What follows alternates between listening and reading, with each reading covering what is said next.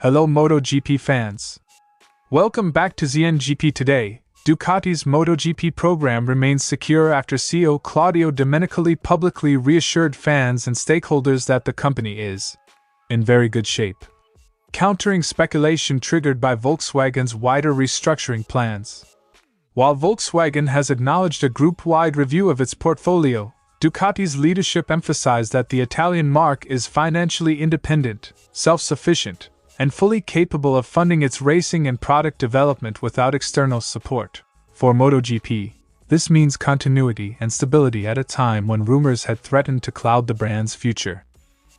Former world champion Neil Hodgson reviewed the fallout from Assen on the Gas It Out podcast, praising Marc Márquez's championship management, defending the stewards' decision on Fabio Di Giannantonio's overtake, and elevating Ai Ogura as a genuine title contender thanks to his exceptional rear brake technique. Marco Bezzechi looked ahead to the German Grand Prix at Sachsenring with a mix of determination and humility, asking for unity within his Aprilia squad after a run of difficult results. The Aprilia rider acknowledged physical recovery is progressing, stressed the need for the team to regroup following recent setbacks, and framed the Sachsenring weekend as an opportunity to reset and push forward in the championship fight. Don't forget to click subscribe button and the bell icon for MotoGP news update.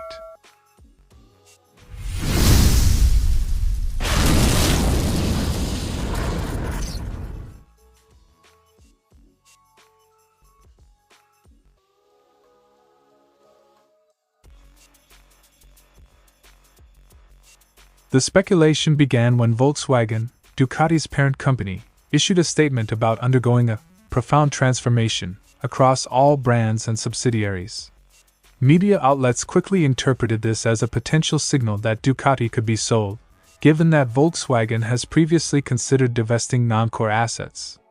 The comments were deliberately broad, focusing on tariffs, competition, and stagnating markets rather than naming Ducati directly.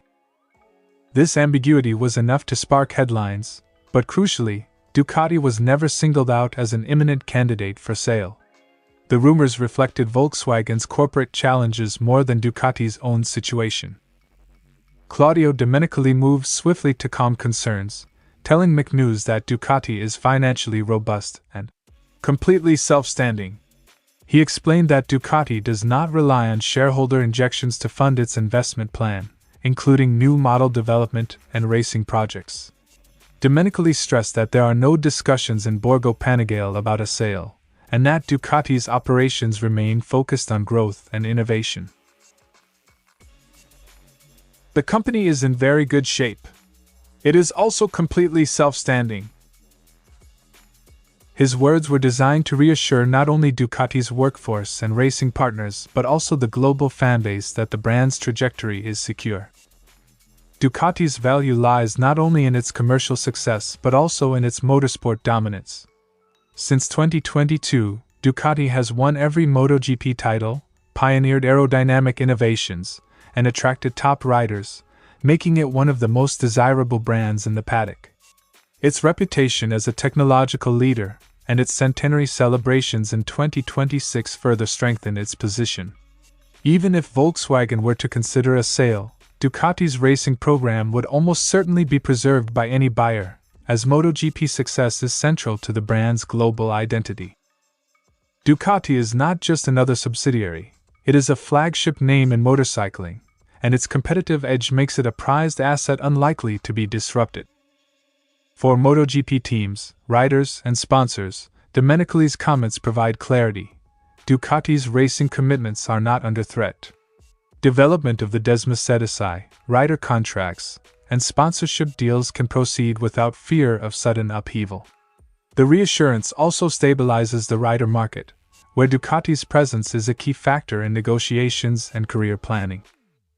In practical terms, the paddock can continue to count on Ducati as a cornerstone of MotoGP competition, ensuring that the brand's dominance and innovation remain part of the sport's immediate future.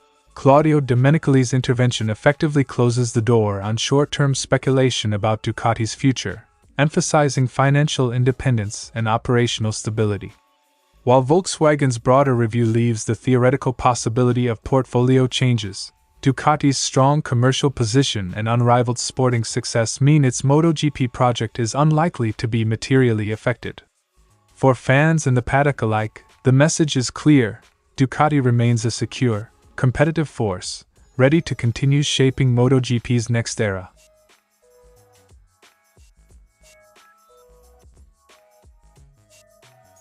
Hodgson argued that, despite modest finishing positions, Márquez actually achieved a strong championship outcome at Assen by leaving with the same points advantage he started with. He stressed the context of the circuit, many rapid direction changes, and said Márquez's ongoing physical limitations made the weekend especially testing.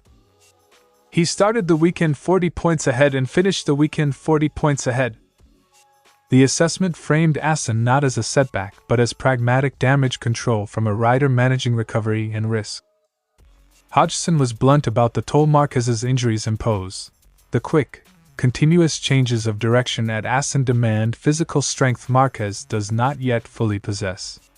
That constraint, he said, explains why the Spaniard could not ride the Ducati at his usual limit on that track. The analysis underlined the difference between short-term race results and season-long championship strategy when a rider is managing recovery. Hodgson likened Fabio Di Giannantonio's late overtake on Márquez to Valentino Rossi's controversial 2015 move at Assen, calling it aggressive but within the bounds of racing. He accepted the steward's decision, noting the penalty was for cutting the chicane rather than the contact itself. Márquez publicly agreed with that interpretation. "It was a late move from Di Gia, a carbon copy." The verdict balanced appreciation for hard racing with respect for the rulebook that governs track limits. Hodgson crowned Ai Ogura as a major title threat, singling out his mastery of the rear brake as a defining trait that mirrors Márquez's technique. He described Ogura as deceptively calm off the bike but ferocious when the visor goes down, and argued that his rear brake usage gives him a unique ability to manage front-end load and maintain pace in traffic. "He's the king of the rear brake." The technical praise positioned Ogura as a rider whose style could flourish across different circuits and race conditions. Hodgson contrasted Ogura's resilience in tire stress, close-quarters racing with Francesco Bagnaia's tendency to lose rhythm when front grip deteriorates. He suggested Ogura improves under pressure, while Bagnaia's peak performance is more dependent on maintaining grip and rhythm. The comparison highlighted how differing riding philosophies shape championship prospects, and why Ogura's profile is increasingly feared by rivals. Neil Hodgson's podcast review reframed Assen as a strategic weekend for Márquez, defended the steward's handling of Di Giannantonio's maneuver, and elevated Ai Ogura as a technical and mental threat in the title fight.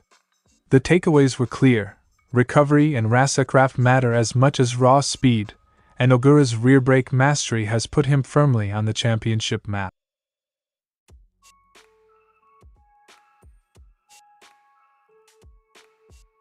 Bezzechi arrives at Sachsenring having lost the championship lead after a series of incidents and penalties that have cost him points. A crash in Hungary, the Brno penalty that forced him out of a race, and another fall at Assen have combined to erode his advantage and hand the standings to teammate Jorge Martin. The recent sequence has tightened the title battle and put pressure on Bezzechi to recover both results and momentum as the season moves into its second half. The rider reported steady physical progress and expressed cautious optimism about his fitness heading into Germany. He underlined the importance of incremental improvement rather than rushed returns to full intensity, indicating he wants to be ready both physically and mentally before pushing for maximum performance. "I hope to improve a bit more physically in the coming days, but so far the recovery is going quite well." The measured tone suggests a rider balancing urgency with prudence, aware that long-term championship prospects depend on sustainable recovery. Bezzechi made an emotional appeal for togetherness.